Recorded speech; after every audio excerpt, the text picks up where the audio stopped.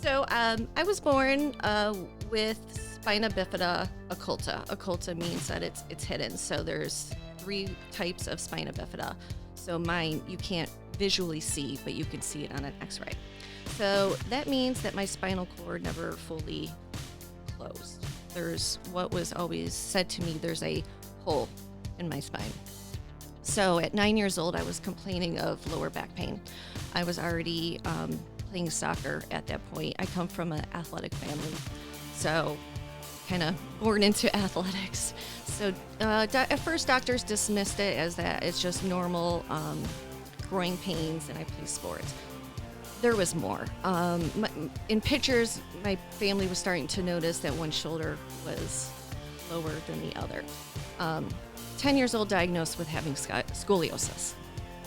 So 10, 11 years old, I was braced. The brace is pretty horrific looking. It's called the Milwaukee brace. That meant that I had to wear rods that went around my neck. It was form-fitted to my body with metal and plastic, went around my hips. And that was to hopefully stop the progression of my curves. So scoliosis, you have either a C curve or an S curve.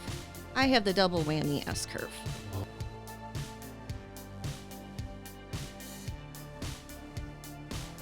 So that means that my torso is short and I have the rotated rib cage, and I do have a hunchback on my right side, and that's just because of how my body is shifted. So I was braced. I had to wear that brace 23 hours a day. I could only take it off to shower or for sports.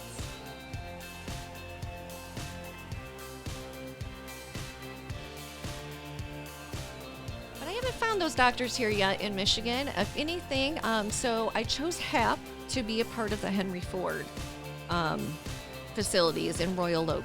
They're very close. My primary care doctor, so far, she's been great. And she has said to me, she's like, when I seen your medical records, I was like, oh, poor girl, That's one thing that's shocking to me is like you clearly have a past of having these spinal problems, and why is it so difficult for you to find help? Like, it's not like, I mean, you've been this way since you were a baby. Right. So they know that you have these physical limitations, this physical problem. Right.